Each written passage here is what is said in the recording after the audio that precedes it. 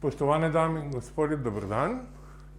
Danes pri nas na intervjuju gostimo gospod Vlasto Čerčinović-Krofič, diplomirano pravnico, doktorico ekonomskih znanosti, pisateljico, pesnico, urednico in slikarko.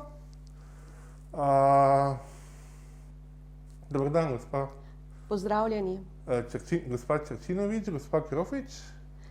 Dekliški priimek Čerčinović. Dekliški priimek. Družinski Krofič. Dobro. Odvisno od tega, kje se pojavljam. Danes sem Vlasta Čerčinović. Danes ste Vlasta Čerčinović, me veseli. Gospa Čerčinović, bi se mogoče malo na kratko predstavili. To je vedno nehvaležno delo. Ja, no. Malo neprijetno. Pa bom začela s časom, ko sem svobodna.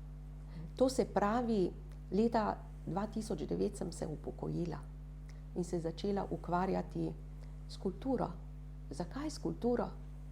Kultura je tista, za katero vemo, da plemeniti družbo, in to je tisto, kar bo ostalo na situ večnosti. Mogoče sem malo nečimrna, ko razmišljam tako, pa saj ne hočem ravno slave, ampak hočem nekaj prispevati, en droben kamenček v tem mozaiku. Najlepša hvala.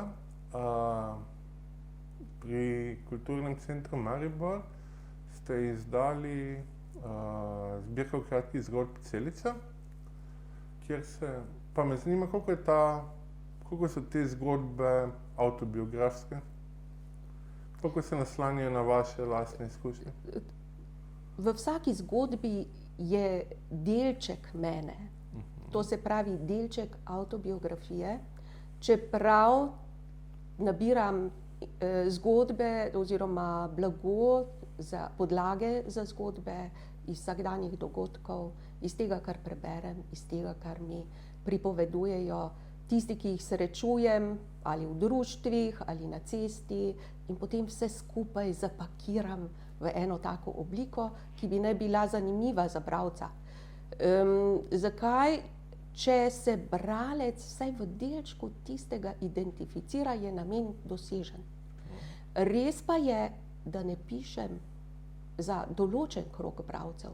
Ne pišem za vse, nočem biti všečna množici, ampak mogoče glede na moj besedni zaklad, na moje besedišče, za določen krog bralcev. Zakaj? V zgodbah je ogromno metafor. Izogibam se tistim močnim besedam. Rada bi vse nekako omilila. Nekateri to sicer grajajo, ampak jaz ne morem iz svoje kože. Super, hvala. V bistvu v Celici spremljamo odraščanje ene punčke, gospodične, kasneje gospe, ki se v začetku opiše kot sanjava, sramežljiva, zadržana, ampak cel čas ima pa željo udeležiti se sveta. Koliko se vi prepoznate v tej svoji junakinji?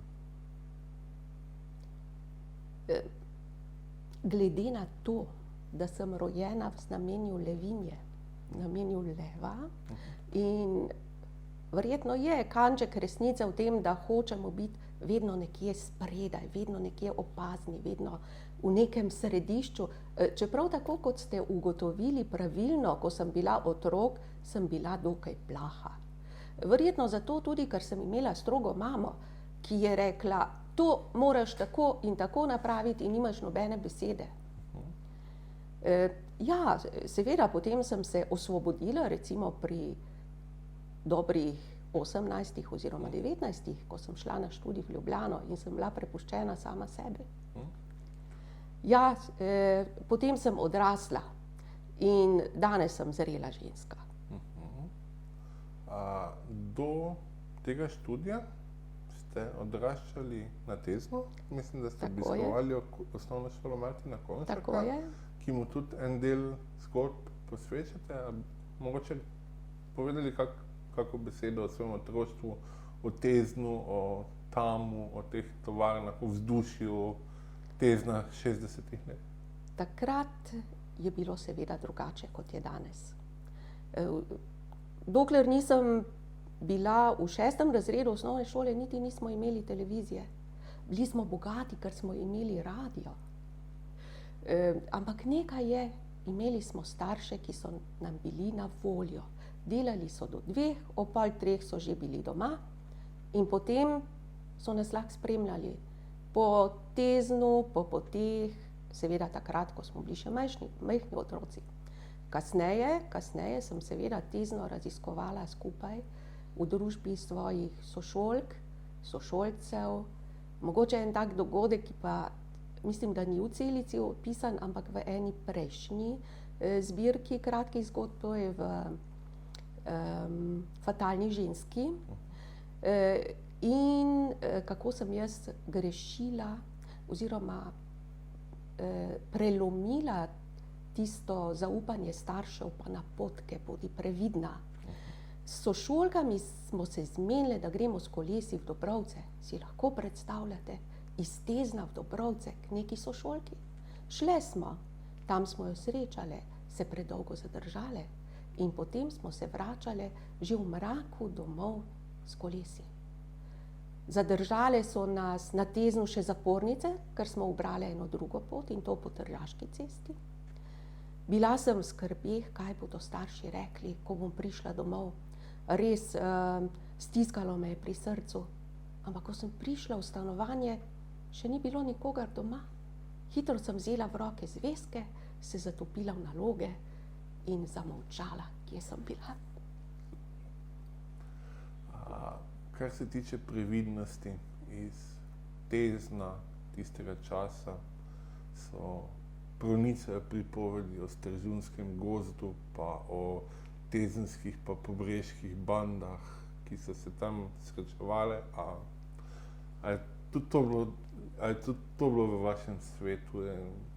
So bile te zgodbe del vašega mladosti? Bile. In se spomnim, da so se zbirali in so rekli, danes pa gremo v boj pri Kanalu, se bomo borili proti Pobreščanom. Nihče ni bil mrtev, so pa bili poškodovani, to pa baje so se obmetavali s kamenjem. Ampak jaz nisem bila v krogu te družbe. Jaz sem bila tista pridna deklica, kljub vsemu, da sem kdaj grešila, tako rečemo v narekovajih. Kaj pa pomeni, da ste bili pridna deklica? To, da sem bila večno zakopana v knjige, da sem imela zelo skromno družbo. V glavnem so to bile sošolke, tu in tam kakšen sošolec, ki je pomagal pri matematiki. Fantje so bili vedno boljši pri matematiki kot dekleta. Sem spoštovala vse to, kar so mi starši rekli in vedno mi je ostalo to nekje v ozadju, še potem, ko sem bila študentka, kaj bo mama rekla. In jaz nisem preveč žurala po Ljubljani, jaz sem sedela za knjigami. Končno, če hočeš napraviti izpit, moraš imeti, so rekli v tistih časih, zic leder. In ja. Kako ste pa prišli na pravo? Koliko jaz poznam ljudi, sramežljivi, zasanjani ljudje se, ampak se pa redko odločijo za pravo. Kako ste se odločili za ta študij? Za to pa so bile krive knjige. Doma jih res na začetku nismo imeli mnogo. Otroci smo se naročili na Sinji Galeb in na Kondor, ampak knjižnica pa je bila bogata. In to šolska knjižnica, najprej šolska, potem pa tista na Teznem, tezanska knjižnica. In jaz sem zelo rada brala kriminalke. In razmišljala sem, da bom nekoč kriminalistka, da bom sledila sledovom, da bom odkrivala zločince. Zato sem se odločila za pravo. In kako je pol dejansko izgledalo življenje pravnice? Kako je izgledala vaša pravna udeležba? Seveda sem spoznala svojo ljubezen, ki je še danes z mano, ampak to sodi k študentskemu življenju. In to je nekaj najlepšega, kar se ti lahko pripeti. Študij, tudi moj sedanji zakonec je bil takrat študent, zelo priden študent, tako da sva večino časa prebila v čitalnicah, kjer sva študirala. On strojništvo, jaz pa pravo. Zanimivo, na pravo so bile pretežno ženske, na strojni fakulteti fantje. In potem so fantje prišli na oglede in iskali dekleta.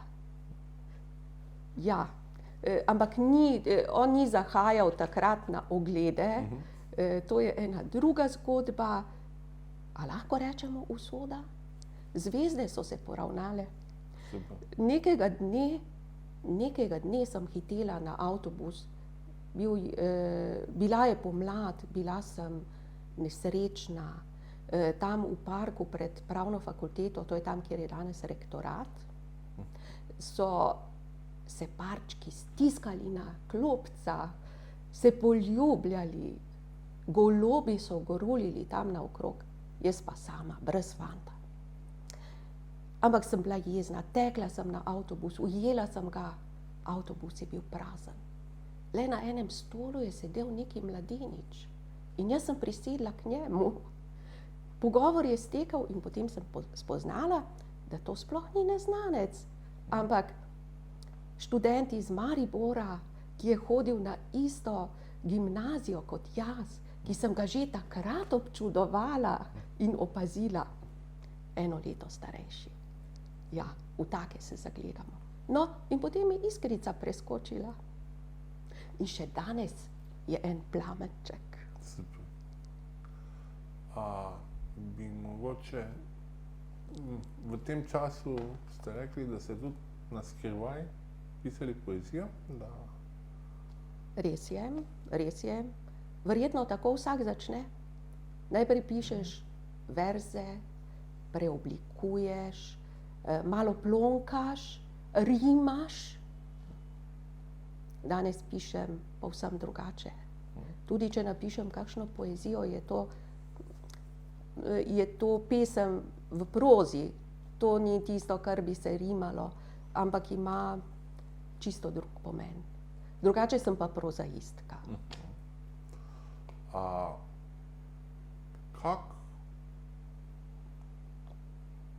Kako ste uravnavali to umetniško žilico, pa to trezno življenje doktorice ekonomije, uslužbenke na SDK-ju, službi državnega knjigovodstva, profesorice na višji šoli? Kako ste te dve sferi sobivali? V življenju igramo različne vloge in te se tekom dneva spreminjajo. Pri tem je edino potreben načrt. Jaz si napišem tedenski načrt, mesečni načrt in tudi dnevnega. In potem razporedim aktivnosti čez ves dan in enostavno gre. Prepustiš se. Moraš pa biti discipliniran. Edina disciplina je tista, ki tukaj potem prinese končne rezultate. Odkud pa energija? Črpam jo iz vsakdanjega življenja. Taka znana zgodba, večkrat slišana zgodba, skoraj mit našega časa, govori o nekem uspešnem poslovnežu, ki je imel prometno nesrečo ali pa kako srečanje z smrtjo, da je šel in potem opusti posvetno rabo in se posveča umetnosti. Kaj menite o tej zgodbi? Je to nekaj, kar lahko notranje podoživite? Gotovo bi se dalo.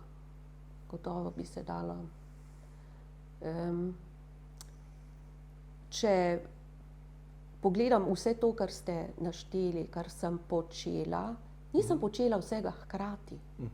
ampak zapored. Nekaj se je zaključilo in potem sem iskala nekaj novega. Sedaj, ko sem upokojena, na primer, vsaka 3 leta poiščem nekaj novega. Ali pa mene poišče neka nova dejavnost.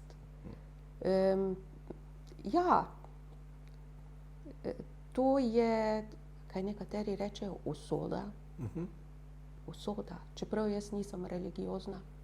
Jaz sem zelo na tleh po eni strani, po drugi strani pa v zgodbah, mogoče ne čisto na tleh, ampak v nekem sporednem svetu. In kako vam ta usoda pride naproti? Pride. Kako pa prepoznate? Zvečer, preden ležem v posteljo, si namenim lepe misli in potem sanjam. In zjutraj vstanem in hitro napišem tisto, kar sem sanjala. In tukaj se prepleta vse mogoče, saj verjetno vsak tisti, ki sanja, nekateri ljudje pravijo, da nikoli ne sanjajo, ne vem zakaj ne. Mogoče sanjajo, pa se tega ne spomnijo. Ampak jaz ležem s to zavestjo, da bi neko zgodbo po noči sanjala, neko lepo zgodbo. Potem se neverjetne stvari prepletajo.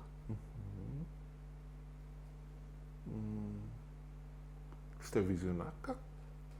To so me že vprašali, ne bi rekla. Nisem kopala tako po sebi, da bi prišla do tega zaključka.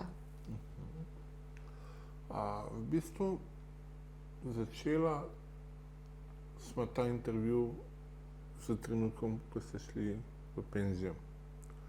Takrat ste prvo vas je srečala ena ustvarjalna skupina DRU Toti? Toti DCA, medgeneracijska. Okay. Ja. Lahko povete kaj o tem? V bistvu sem že malo prej se srečala z društvom Angel Besednjak, ker sem tudi pevka. In tam sem srečala Marjana Holca, ki je sicer predsednik tega društva DCA, Toti DCA Maribor. In on je takrat ravno ustanavljal to društvo. Čez dobro leto ali 2, zdaj se natančno ne spomnim, sem prebrala, da iščejo nekoga, ki bi prišel v literarno skupino. No, in sem poklicala in se prijavila. Takrat so rekli, ja, pa ne vem, če bo to za tebe primerno. Ampak je bilo kar primerno. Voditeljica te skupine je dobila službo in potem so mene nagovorili, če bi vodila skupino. Seveda jo vodim od leta 2017 naprej, potem sem se pridružila še Kulturnemu društvu Studenci, tudi eni literarni skupini. Seveda se poleg tega izobražujem. Javni sklad za kulturne dejavnosti razpisuje tečaje za literarne ustvarjalce, tudi tja grem. V glavnem, imela sem dobre mentorje v tem času. In če bi prebrali prve moje zgodbe iz Ne padi v dimnik, bi videli, da so te v celici dosti boljše. To, kar sedaj pišem, zato sem pa prepričana, da je še boljše, kot je bilo. Ja, človek raste, napreduje, se izboljšuje, vaja dela mojstra. Res je. Ko rečete, da vodite, da ste vodili to skupino, to je organizacijska funkcija, mentorstvo, kaj pomeni? Ja, v bistvu sem mentorica skupine, zelo lepo ime ima, vsaka beseda je lahko pesem ali roman. Sicer dolgo, ampak tukaj je zrno resnice. In tudi moje sodelujoče so v tem času zelo napredovale. Zakaj? Zato, ker ne delamo nekaj na pamet, ampak jaz sem vedno ciljno usmerjena. Jaz se vedno dobro pripravim, preberem ne samo to, kar domači avtorji pišejo, ampak tudi tuji. In v skupini se ukvarjamo pretežno s kratko prozo. Tu je tisto, tisto zrno, tista pika na i. Zakaj je kratka proza? Zato, ker je danes vedno manj časa, da bi brali romane. Vsaj pri mladih je tako. Še lepše je, če vidijo strip ali pa res nekaj kratkega napisanega. Kdo pa ima danes še toliko časa, da bi bral romane? Ja, tudi takšni so, tudi takšni knjigoljubci.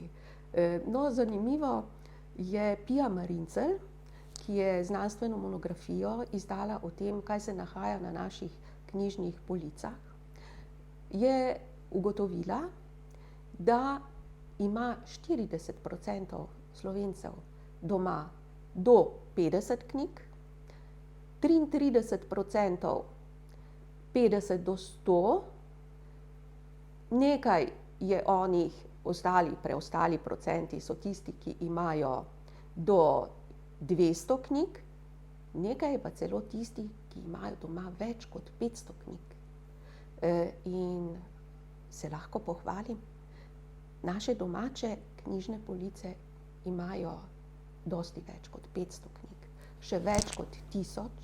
In bilo je zanimivo, ko so otroci potrebovali v srednji šoli kakšno knjigo, ni bilo treba v knjižnico, samo roko je stegnil, pa je že imel v rokah.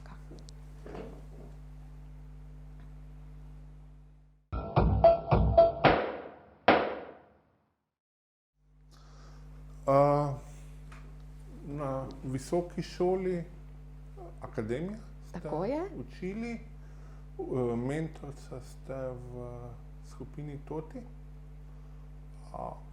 Kaj najdete v učenju? Lahko posežem spet malo nazaj. Že v osnovni šoli je učitelj rekel, ti boš pa pomagala temu. Nismo imeli nobenih spremljevalcev.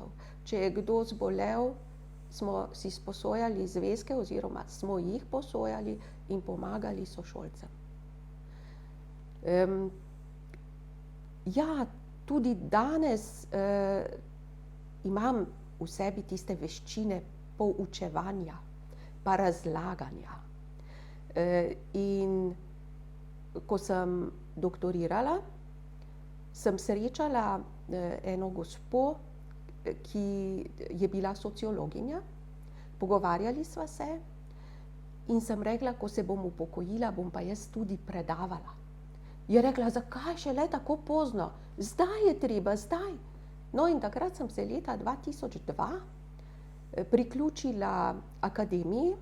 Takrat so oni šele ustanavljali visoko šolo za komercialiste, no, danes imajo številne druge programe. No, in tako sem se jim priključila. Poučevala sem finančne predmete, in to poslovne finance, finančno računovodstvo, insolvenčne postopke. Bila sem mentorica 101 diplomantu, kar je tudi bilo zelo zabavno, ker širiš svoje obzorje, spoznavaš druga področja dela. In to je tisto, kar poveča sobane v mojem gradu, ker jaz rečem, da imam v sebi en velik grad, kjer vedno nastajajo neke nove sobe, v katere skladiščim tista znanja, ki jih pridobim v nekem času. Super. Še lahko mogoče kaj povete o javnih financah, o vašem delu na službi državnega knjigovodstva, o dražu poslovnih številk? Ta svet je v umetniških vodah zelo tuj, tako da vedno je osvežujoče imeti nekoga, ki tudi to plat sveta dobro pozna. Finance bi morale biti v življenju vsakega človeka prisotne, oziroma so prisotne, ampak upravljanje s financami, to je pa neko drugo vprašanje in drugo poglavje. Jaz sem bila v teh finančnih vodah soočena ne samo s predpisi, ampak sem tudi ustvarjala predpise. No, to je pa tisto, kar sva prej obdelala, da se hočem vedno nekje izpostaviti. Hitro so v vsakem takem okolju spoznali, da lahko jaz dam od sebe še malo več. Ker samo podpisovati neke plačilne naloge, samo podpisovati neke pogodbe, to je zelo dolgočasno. Če pa lahko ti ustvarjaš nekaj novega, to je pa spet tisto, kar oplemeniti tvoje delo. Naprimer, bila sem prisotna v skupini, ki je oblikovala nove plačilne naloge. Podobne take, kot jih imamo danes rečemo univerzalni plačilni nalog. Pred tem začetku, ko sem jaz začela delati, je bilo 16 različnih obrazcev za vplačila, za izplačila, različnih velikosti, različnih barv, z različnimi oblikami. V bistvu je pa bila enaka vsebina. Plačnik, prejemnik denarja, znesek, datum, namen nakazila, to je to. Poleg tega so še zanimive govoreče številke, tako se reče, ko takoj vidiš, ko pogledaš tisto svojo številko, recimo na transakcijskem računu, pa takoj lahko ugotoviš, to je pa Slovenija, si 56, potem naslednja številka, številka banke, potem številka enote in šele na koncu tvoja številka računa. Se pravi, transakcijski račun ima klasifikacijsko številko. Tako. Sklici tudi? Sklici so tudi, ja, sklici tudi. Če je recimo sklic 99, to je čist nekaj splošnega in verjetno je največkrat uporabljeno. Drugače, ja, pa si vsak si nastavi svojo analitiko, vsako podjetje, nekaj je predpisanih številk, nekaj tistih, ki jih ne sme nihče uporabiti, ker so namenjeni samo bančnim transakcijam. Ja, v glavnem, to sploh ni dolgočasno. To je izjemno zanimivo. Ja, kaj je pa žalostno? Žalostno je to, napisali smo predpis, naprimer Zakon o plačilnem prometu, ampak samo en delček, ker to je velika skupina, ki sodeluje pri tem. Mislim, da nas je samo pri enem drobnem delčku, ki je pravni vidik SDK-ja, recimo obravnaval plačilni promet, sodelovalo 56 ljudi, da smo napisali tistih nekaj 10 predpisov, nekaj 10 zakonov, potem pa pride vse skupaj v parlament. Na kar se oglasi en poslanec, se oglasi drugi poslanec in tretji, in ko vse skupaj pade skozi to sito, pride ven tako skrapucalo, da ni več podobno predpisu. Poleg tega potem sledijo popravki. Ali pa nekaj novega, nekdo se nekaj spomni in imamo osnovni predpis. Potem imamo v nekem drugem zakonu spremembo tega. Pa to še ni dovolj, zakon ni dovolj. Potem potrebuje še neki pravilnik, ki bo nekaj uredil. Se napiše pravilnik in potem ministrstvo ugotovi, da to ni v redu in napišejo še neko pismo, kako se naj predpis izvaja. Jaz sem bila zelo nesrečna kot pravnica. Zakaj? Zato, ker se ne moreš enostavno več znajti v tej množici predpisov. Danes je seveda vse bolj elegantno, ker lahko poguglaš. V mojih časih, v časih tiste glavne kariere, smo pa imeli v rokah uradne liste in spremembe in dopolnitve, ki so se mogoče še celo pogosteje kot mesečno pojavljale. In to obvladovati, to je res misija nemogoče. V Celici imate tudi zgodbo o bitcointih, ki so govorica desetletja, se mi zdi, finančna. Kako pride?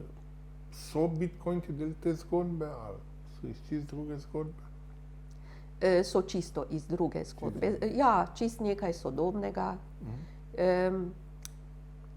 Lahko rečem, jaz sem konzervativna. Nikoli se ne bi odločila za tvegane posle. Verjetno se spomnite afer oziroma ne, gotovo poznamo afere, ki so danes priplavale na dan, o zvonih 1, 2, o kreditni banki, ki je opcijske kupone izdajala, oziroma izvedene tele instrumente, izvedene finančne instrumente, nikoli se ne bi odločila za to. Čeprav čisto na začetku sem tudi jaz bila, ne bom rekla žrtev, ampak sem začela trgovati z obveznicami, pri tem nisem nič zaslužila, na srečo sem jih pravočasno prodala po preteku 1 leta in dobila nazaj tisto, kar sem vložila. Še vedno prisegam na tiste klasične oblike in to je, to, kar imam jaz v žepu, je moje in ne bom tvegala. Mogoče mi ni treba, nisem po duši hazarderka. Mogoče še samo beseda o službi družbenega knjigovodstva. To je bila ena institucija, o kateri še zdaj določen del Mariborčanov slišiš zelo s ponosom govoriti in dostikrat tudi obžalujejo, da so to institucijo ukinili. Za ljudi, ki pa pač nismo del tega sveta, pa je vedno malo skrivnost, kaj to je bilo. Najboljše, kaj si jaz mislim, da je to neke vrste finančna policija. Pa mogoče, če lahko malo... V glavnem, služba družbenega knjigovodstva se je razvila iz enega dela Narodne banke. Bila je ustanovljena zato, da bi knjigovodske evidence vodili. To je bila služba družbenega knjigovodstva. Potem so se seveda njene funkcije širile, ukvarjala se je s plačilnim prometom, ukvarjala se je z inšpekcijskimi posli, z nadzorom. Takrat je bil red, če nisi plačal davkov, prispevkov, ki so zapadli pri prejšnjih izplačilih plač, na primer, nisi mogel izplačati novih plač. In tu je bil red. Seveda je bila ta služba, če na kratko rečem, trn v peti, zato če imaš ti finance v rokah, ti imaš moč. In tukaj se je pretakalo ogromno denarja. Banke takrat niso imele takega pomena, kot je imela ta služba družbenega knjigovodstva. Zato, ker so se tudi banke oskrbovale z gotovino pri službi družbenega knjigovodstva. To se pravi, da je imela tudi trezorsko poslovanje in oskrbo z denarjem za vso državo. Kaj naj rečem? Ja, potem se je pa ta služba razdelila. To je bilo delno tudi politično kreirano, političen vpliv. In en del je ohranil evidence, to je AJPES, tisti, ki jih vodi.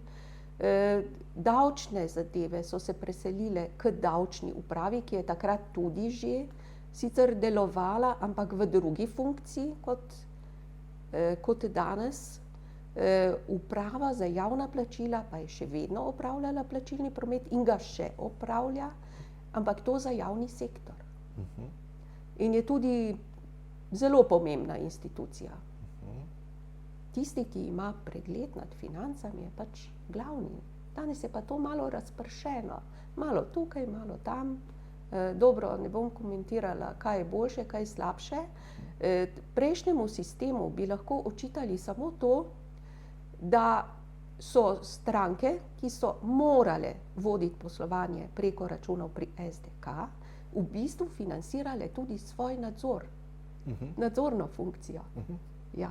In to je bil tisti glavni kamen spotike. Najlepša hvala. Pa bi se od tukaj malo vrnil na učenje spet. Poleg tega, da ste predavateljica in učiteljica, ste tudi v bistvu življenjska učenka,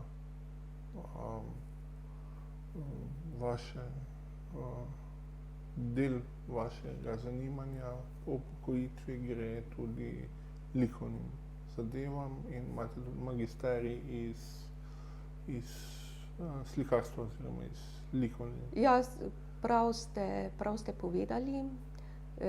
V začetku leta sem zaključila študij na Art House.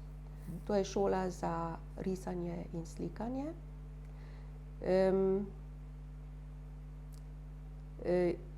Ja, kako sem prišla sem? Vsaka 3 leta iščem nekaj novega. In enostavno petje, glasba, literarna smer, to naenkrat ni bilo dovolj. Srečala sem, ker poučujem tudi francoščino, sem srečala kot učenko likovnico, ki me je povabila v svoje vrste.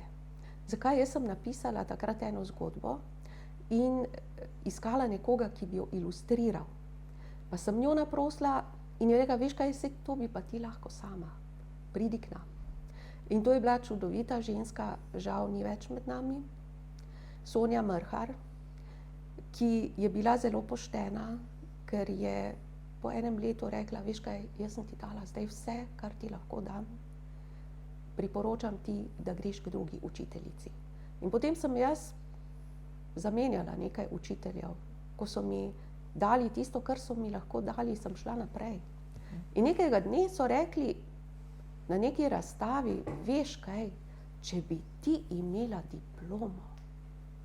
No in tako sem potem malo pogooglala, našla to šolo, ki sem jo omenila, se vpisala in v 2 letih in pol zaključila študij, zato ker če imaš predhodno diplomo, neko univerzitetno diplomo, se lahko vpišeš na podiplomski študij. Seveda najprej je potreben pripravljalni letnik, ki ga moraš zaključiti. Moraš imeti za sabo tudi neko kilometrino, jaz sem jo imela, ker sem imela nekaj samostojnih razstav. In v glavnem v šoli so rekli, ja, v redu, te sprejmemo, boš lahko tukaj pri nas napredovala. In res sem napredovala, ne samo na likovnem področju, ampak tudi osebnostno. Zato, ker študij na tej šoli spodbuja tudi znanje filozofije, znanje psihologije. In tukaj je ravno tisto, kar potem lahko najdeš v sebi in izraziš na platnu. Kakšne obzore so se vam recimo tu odprla? Neskončna, res neskončna. In potem lahko tudi na literarnem področju boljše pišeš in si boljši. V bistvu, vi ste to izobrazbo zaključili z magistrsko nalogo o naslovnicah knjig. Tako je. Naslov moje naloge je Zgovornost knjižnega ovitka, slika pred besedo.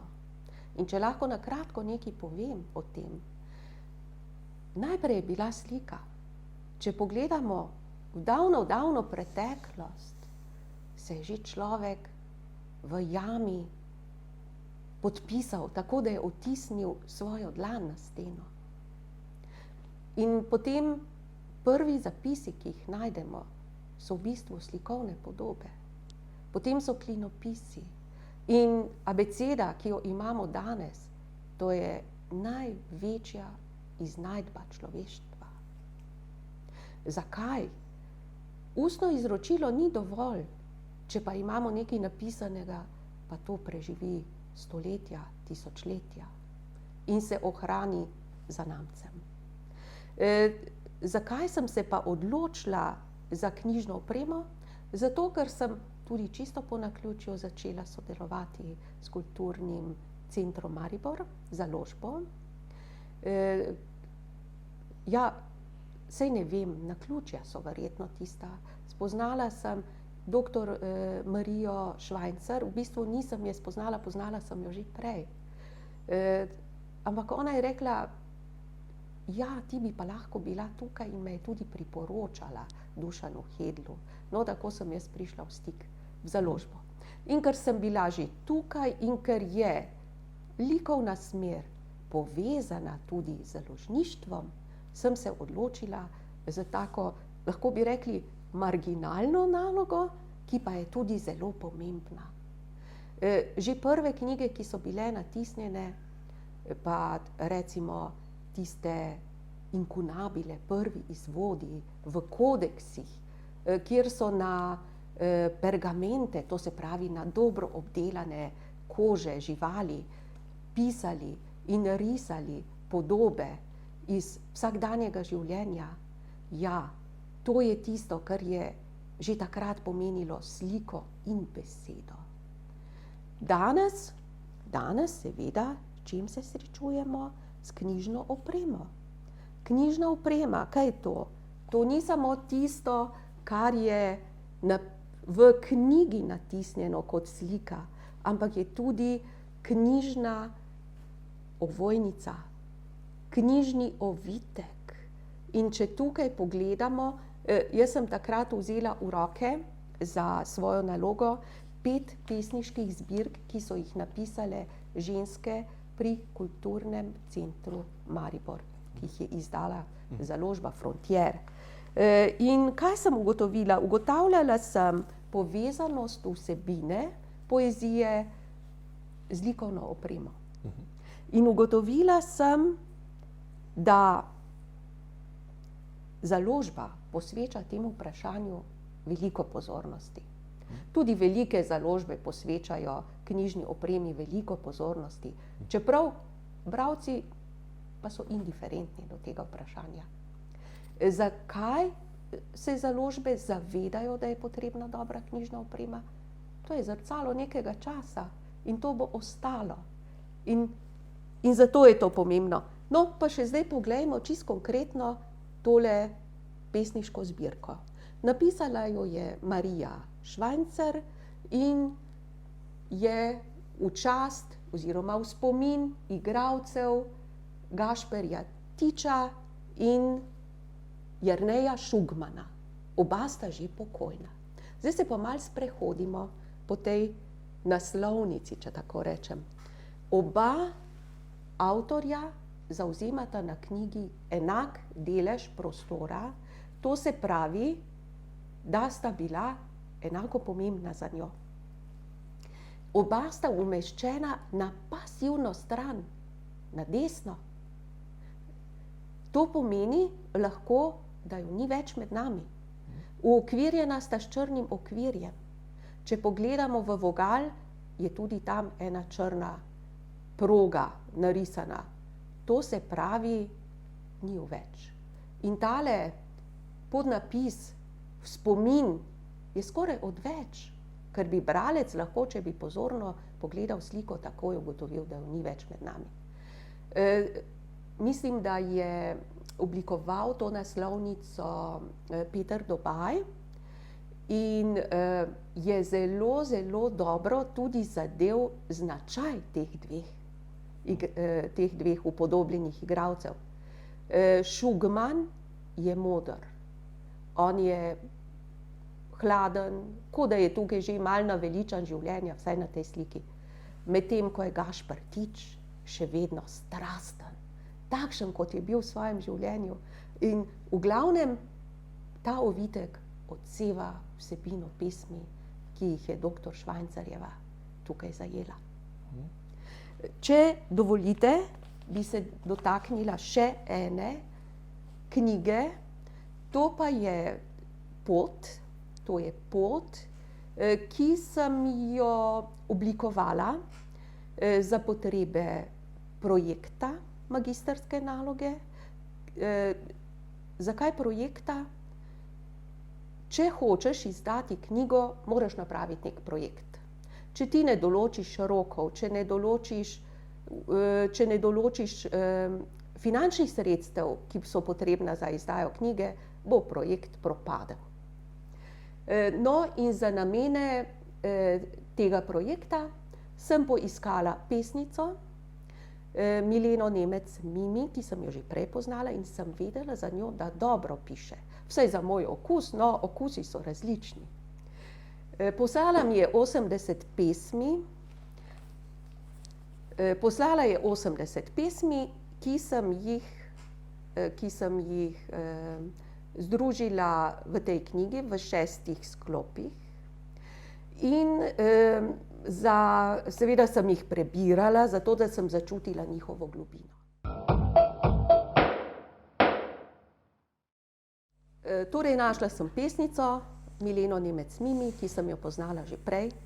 Prebirala sem njene pesmi, tako da sem začutila njihovo globino in potem naslikala eno serijo slik, ki bi bile potencialno primerne za naslovnico. Seveda sva skupaj s pesnico na koncu izbrali sliko, ki naj krasi to naslovnico. In ker so pesmi razdeljene v 6 sklopov, ki imajo različno vsebino, od tega Za zidovi, Pošasti, Ljubezen, Ona, Moli, Sledi. Potem sem to naslovnico, ki je bila izbrana, to je, prosim, v stilu informela, to se pravi abstraktna kompozicija. Ta ista slika se v notranjosti ponovi pred vsakim sklopom pesmi v barvi, ki sem jo začutila v določenem sklopu. In čisto tako, na primer, Ljubezen je rdeča. Zidovi, a so zidovi sivi? Ne, za mene so zeleni, zato ker jih preraste rastline. Ja, zdaj pa se še dotaknimo naslovnice kot takšne. Če jo razgrnemo oziroma celo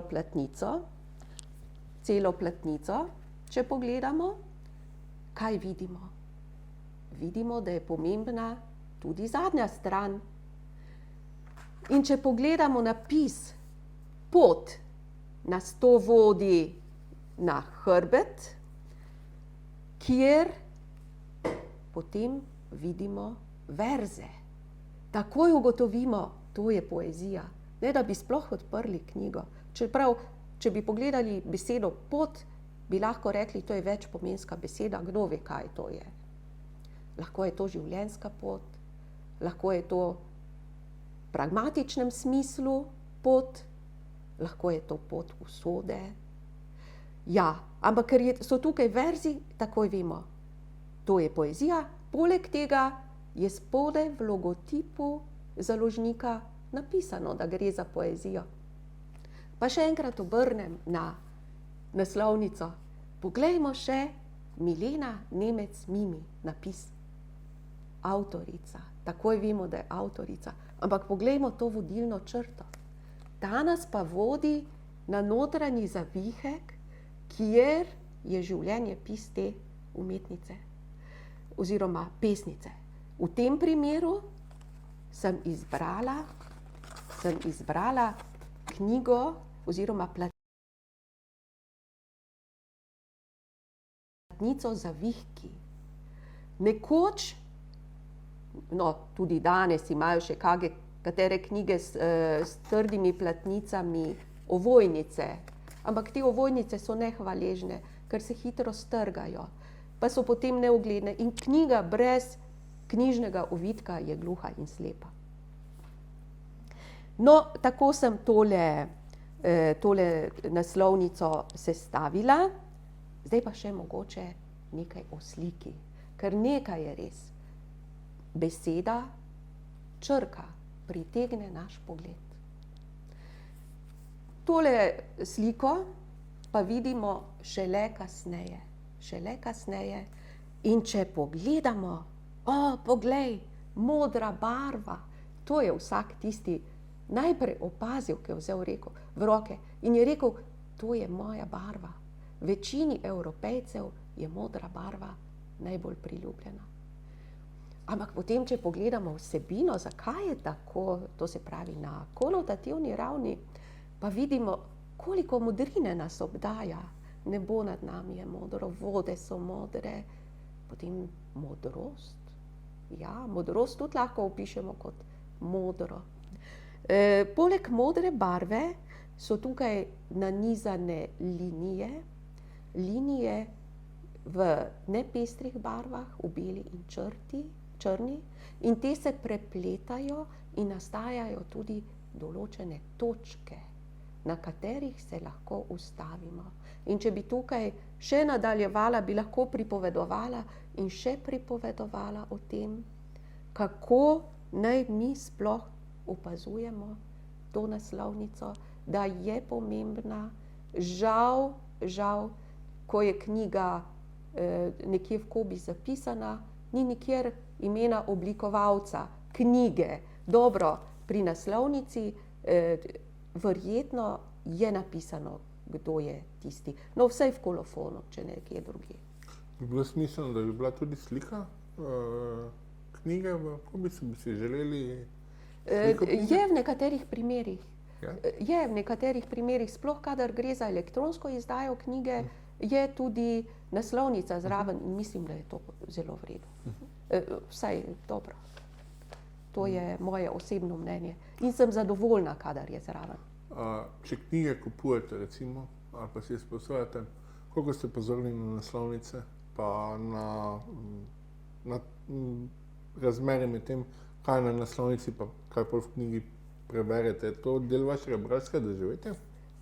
Ja, sedaj ja, ko vem, kako je to pomembno.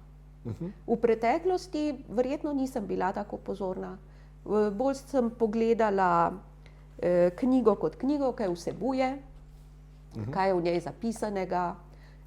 In ja, nekajkrat sem se pa le ustavila pri naslovnici in že predtem, pred to likovno izobrazbo, ki sem jo pridobila, mislim, da sta bili 2 knjigi v mojih rokah, ki jo sploh nisem mogla odpreti, ker je bila tako odurna naslovnica. Ampak prosim vas, to je samo moj osebni okus. Okusi so različni. In Umberto Eco, ki je raziskoval lepoto in grdoto, je ugotovil, oziroma ne ugotovil, pač pa mi zdaj tudi lahko ugotavljamo, da tisto, kar je v nekem obdobju pojmovano kot grdo, je v neki drugi kulturi lahko lepo. Torej, okusi so različni in vsak ima svojega, pa prepustimo mu ga. Vas mika kdaj, da bi oblikovali naslovnice uradnega lista ali pa zakona o javnih financah ali pa tekoče davčne zakonodaje? To je res posebna zgodba. V mojih časih smo uradne liste za vsako leto dali vezati. Mi v službi družbenega knjigovodstva smo bili malo bolj skromni in smo imeli sicer trdo vezavo v platno v zeleni barvi. Sem pa prišla v neko pisarno direktorja, kjer so pa imeli v rjavo usnje vezane uradne liste. To se pravi, da so imeli dovolj financ za to. Ali pa še nekaj drugega je, kaj pa če so oni podpirali založnike in ne založnike, tiskarje, ki so to delali. Tudi to je druga plat zgodbe lahko. Ne, jaz pa ne bi oblikovala. Ne bi oblikovala, ne. Ne bi? Ne. Meni bi bilo fej zanimivo videti, da bi en slikar naredil. Kako bi izgledalo, če bi slikar naredil naslovnico zakona o gospodarskih družbah, recimo? Kako bi te knjige začele delovati, ali pa enciklopedije, ali pa te zakoniki, cel korpus teh zelo konzervativno oblikovanih knjig, ki so še zdaj bolj manj z golimi platnicami, z vrezanim tiskom in še zdaj so tako zelo 19. stoletje, zanesljive, nespremenljive. Ja, tudi v umetnosti se marsikaj vrača. Ampak zdaj, ko sva rekla, uradni listi s tako in tako vsebino, ja, abstraktno bi se pa dalo dobro izraziti in izživeti. Ampak jaz osebno ne vidim izziva v tem. Ne vidite izziva v tem. Glede na to, da ste pravnica, da ste ekonomistka, da ste umetnica, da govorite 5 jezikov. Ja, zdaj, če štejemo zraven srbo-hrvaščino, ki je sicer ni več, ne? Ja, pa slovenščina, ja, angleščina, nemščina, francoščina. Hitro se jih nabere 5. Vas vlečete v kulturno politiko? Ne. Ja? Ne, politiko sem že davno dala na stran. Nekoč sem bila včlanjena v Zvezo komunistov in kaj sem ugotovila, da posameznik nima velike vloge, čeprav v množici je moč. Tega se zavedam. Ja, potem sem izstopila in enostavno nisem našla več prave opcije, da bi se ji priključila. Tako da nisem niti politična, kot sva rekla, nisem religiozna, ampak vsak ima neko vero. Jaz imam pa vero v to, da zmorem. Super. In to je tisto.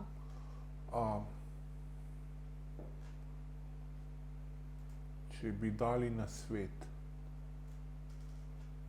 recimo najprej umetnikom, kaj bi svetovali? V glavnem naj v sebi poišče tisto, za kar misli, da mora izraziti skozi, zdaj vseeno, katero obliko, ali je to glasba, ali je to literatura, mislim pisateljevanje, ali je pa to likovno izražanje, ali pa še kakšne sodobnejše oblike, kot so virtualne zadeve, ko skozi neke kapljice usmeriš snop svetlobe in potem to poslikaš in je to enkraten dogodek, ki se ne bo nikoli več ponovil. Ja, poišči v sebi tisto, kar te veseli, in potem izobražuj se.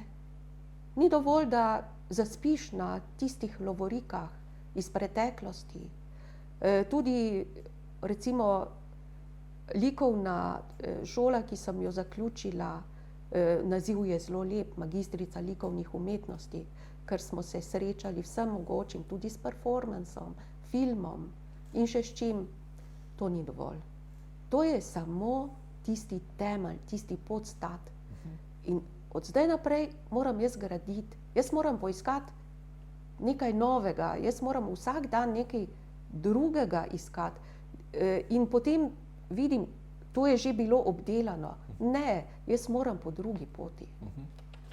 To je tisto. In kaj vas čaka v naslednjih 5 letih? To pa je v zvezdah zapisano. Okay. Gospa Čevčinovič, najlepša hvala. Hvala tudi vam. Lep dan in vse naprej. Hvala. Enako.